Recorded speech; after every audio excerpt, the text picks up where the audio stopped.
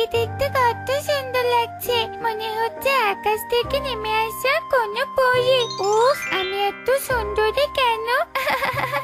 দাসী, দাসী, কোথায় গেলে? জি রাজকুমারী, বলুন। দেখো তো আমাকে দেখতে কেমন লাগছে। আপনাকে দেখতে ভারী সুন্দর লাগছে রাজকুমারী, একদম পরীর মতো। ঠিক বলেছো, আমার মতো সুন্দরী পাখি এই রাজ্যে আর কেউ নেই, তাই না দাসী? মানে রাজকুমারী, আপনি খুব সুন্দরী, কিন্তু এ রাজ্যে আপনার থেকেও একটা সুন্দরী পাখি আছে। সে যদি আপনার মতো এত সুন্দর করে সাজুগুজু করে মুকুট পরতো, তাহলে তাকে দেখতেও রাজকুমারীর মতো লাগতো। কি বললে তুমি? আমার থেকেও সুন্দরী পাখি আছে? নাম কি তার? আর তার মায়ের নাম কি শুনি? তার নাম টুকি, সে টুনির মেয়ে। তাহলে তো ওই মেয়েকে দেখতে হয়। প্রহরী, প্রহরী, যাও কে টুকিকে ধরে নিয়ে এসো, আমি ওকে দেখতে চাই। ঠিক আছে রাজকুমারী। এরপর রাজকুমারীর আদেশে প্রহরী টুকিকে নিতে আসে। একি, তুমি আমার মেয়েকে কোথায় নিয়ে যাচ্ছ? রাজকুমারী ইকরি টুকিকে দেখতে চেয়েছে, তাই ওকে নিয়ে যাচ্ছে। ওই অহংকারী রাজকুমারী আমার মেয়েকে কেন রেখেছে? না না, আমি ওকে যেতে দেব না, আমার খুব ভয় করছে। মা, একটু ভয় পেও না তো, আমার কোনো ক্ষতি হবে না, আমি শুধু যাবো আর আসবো। এরপর টুকি প্রহরীর সাথে চলে আসে। এই তো টুকি চলে এসেছে। দেখুন রাজকুমারী, টুনির মেয়ে দেখতে কত সুন্দরী। গরিব ঘরে জন্ম না নিলে ওকে ওর পরিবার রাজকন্যার মতো রাখতো। আর তাছাড়া আপনার মুকুটটা পরলে তো বোঝাই যাবে না যে কে রাজকুমারী। আরে, এই মেয়েটা তো দেখছি সত্যি খুব সুন্দরী। সামান্য প্রজার ঘরের মেয়েকে না এত সুন্দর দেখতে? না না, এই রাজ্যে আমি ছাড়া অন্য কেউ সুন্দর হতে পারে না। প্রহরী, যাও টুকিকে বনবাসে রেখে এসো। এসব তুমি কে বলছো রাজকন্যা? বিনা অপরাধে তুমি কাউকে বনবাসে পাঠাতে পারো না। কে বলেছে ওকে বিনা অপরাধে শাস্তি দিচ্ছে? ও সবচেয়ে বড় অপরাধ হচ্ছে ও আমার থেকে বেশি সুন্দর, আর আমি কোনো কথা শুনতে চাই না। এক্ষুনি ওকে গহীন বনে পাঠাও। এই রাজ্যে শুধু আমি হবে একমাত্র সুন্দরী রাজকন্যা। ওকে বনবাসে না পাঠালে আমি নিজেই প্রাসাদ ছেড়ে যাবো। রাজকন্যার এমন কথা শুনে রানীও কিছুই বলে না। অন্যদিকে প্রহরীও টুকিকে গহীন বনে রেখে আসে। না না, আমি কি রেখেছি ও আঙ্কেল? আমি এই গহীন বনে একা থাকতে পারবো না, আমাকে তো শিকারী পশুরা আক্রমণ করবে। দাঁড়াও, আমাকে ছেড়ে যেও না। টুকি কি করবে না করবে কোনো কিছুই বুঝতে পারে না। সে বেঁচে থাকার জন্য নিজের খাবার ও বাসস্থানের ব্যবস্থা করতে থাকে। এভাবেই কয়েকদিন কেটে যায়। আর একদিন টুনি জানতে পারে তার মেয়েকে বনবাসে পাঠানো হয়েছে। এসব শুনে তো টুনি প্রচন্ড ভেঙে পড়ে। হে উপরওয়ালা, তুমি কেন আমার মেয়েটাকে এত সুন্দর বানালে? ওর সৌন্দর্যই যে ওর কাল হয়ে দাঁড়ালো। বিনা অপরাধে আমার মেয়েটা বনবাসে গেছে, ও বেঁচে আছে কিনা আমি তাও জানি না। এবার আমি কি নিয়ে থাকবো? মা টুকি, ফিরে আয় মা, ফিরে আয়। এভাবে অভাগী টুনি মেয়ের শোকে কাতর হয়ে যাচ্ছিল। আর অন্যদিকে প্রহরী, আমাকে কিছু খাবার পুতলিতে বেঁধে দাও, আজ আমি বন ভ্রমণে বের হব। যথাজ্ঞা রাজকুমারী। আমি কি রাজকীয় গাড়ির ব্যবস্থা করব রাজকুমারী? থাক, তার আর কোনো প্রয়োজন নেই, আমি উড়ে উড়ে যেতে পারবো। আর তোমাদেরকেও আমার সাথে আসার কোনো দরকার নেই, আমি একাই যেতে পারবো। এই বলে রাজকুমারী ইকরি সেই গহীন বন ভ্রমণে আসে, যেখানে সে টুকিকে বনবাসে পাঠিয়েছিল। কিছু দূর উঠতেই ইকরি একটা চকচকে কাঠি দেখতে পায়। একি, এটা তো মনে হচ্ছে কোনো জাদুই কাঠি। আরে বাহ, জাদুই কাঠিটা কি সুন্দর, আমার খুব ভালো লেগেছে। এটা আমি প্রাসাদে নিয়ে যাব। এই যে পাখি, শুনছো? ওটা আমার জাদুই কাঠি, দয়া করে ওটা আমায় ফিরিয়ে দাও। ওই কাঠি ছাড়া যে আমি পরিরাজ্যে ফিরতে পারবো না।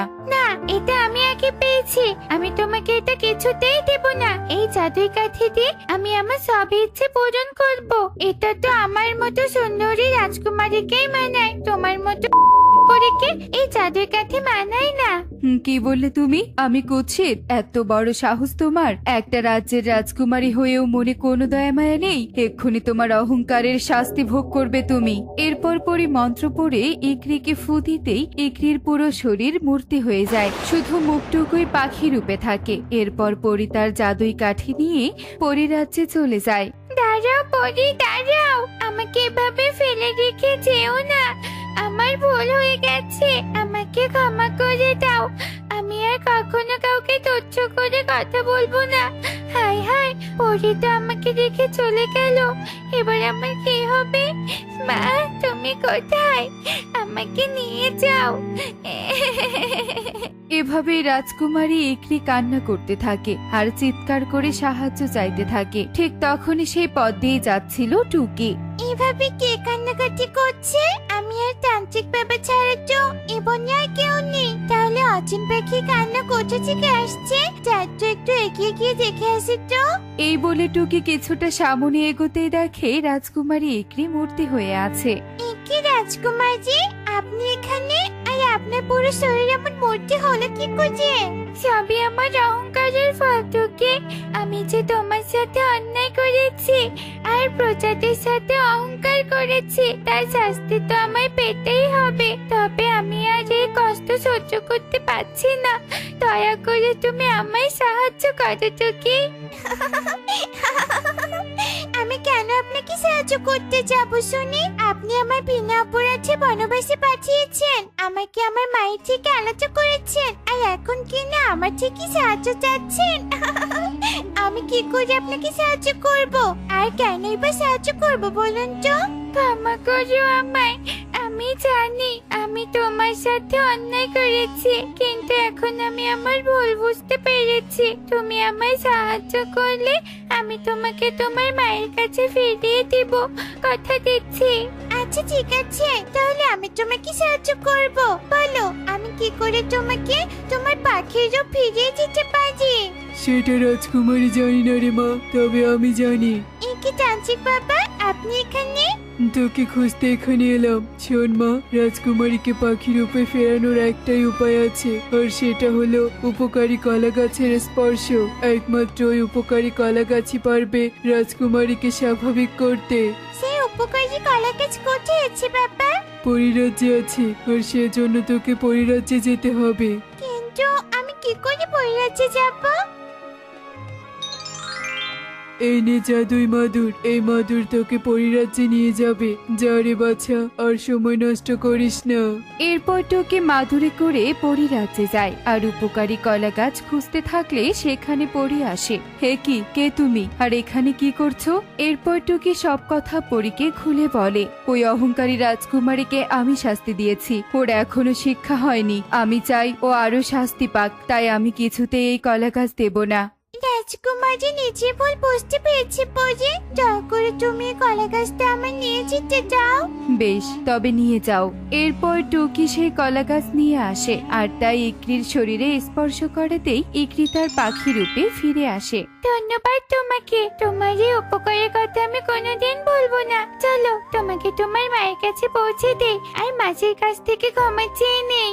ঠিক আছে রাজকুমারী, চলুন আমি তবে আসি। তান্ত্রিক বাবা, এতদিন আমাকে দেখে রাখার জন্য আপনাকে অসংখ্য ধন্যবাদ। আপনি নিজেই খেয়াল রাখবেন। এই বলে টুকি আর ইকরি চলে আসে টুনির কাছে, আর টুনি চোখের সামনে মেয়েকে দেখে আবেগে আপ্লুত হয়ে কান্নায় ভেঙে পড়ে। আমাকে ক্ষমা করে দিও টুনি মাসি, আমার জন্য তোমার এত কষ্ট পেতে হয়েছে। আজ থেকে তোমাদের আর কোনো কষ্ট থাকবে না। আমি রাজপ্রাসাদ থেকে তোমাদের খাবার দাবার সহ প্রয়োজনীয় সব জিনিস পাঠিয়ে দেব। আর তোকে, তুমি তোমার অবসর সময়ে আমার প্রাসাদে এসো। আজ থেকে তুমি আর আমি বন্ধু, তাই আমরা একসাথে খেলাধুলা করব আর অনেক গল্প করব। ঠিক আছে রাজকুমারী, তোমার সাহায্যের জন্য অনেক অনেক ধন্যবাদ তোমাকে। এরপর ইকরি টুকির থেকে বিদায় নিয়ে প্রাসাদে ফিরে আসে আর দেখে রাজ্যের সবাই তার জন্য চিন্তা করছে। একই রাজকুমারী, তুমি কোথায় গিয়েছিলে বলো তো? আমরা সবাই তোমার জন্য কত চিন্তা করছিলাম জানো। এরপর ইকরি সবাইকে সব কথা খুলে বলে। দেখেছো তোমার অহংকার কেমন তোমায় শাস্তি দিয়েছে। যাক, তুমি এখন নিজের ভুল বুঝতে পেরেছো, এটাই অনেক। রাজকুমারীর অহংকার দমন হওয়ায় পুরো রাজ্যে আনন্দের ঢল নামে।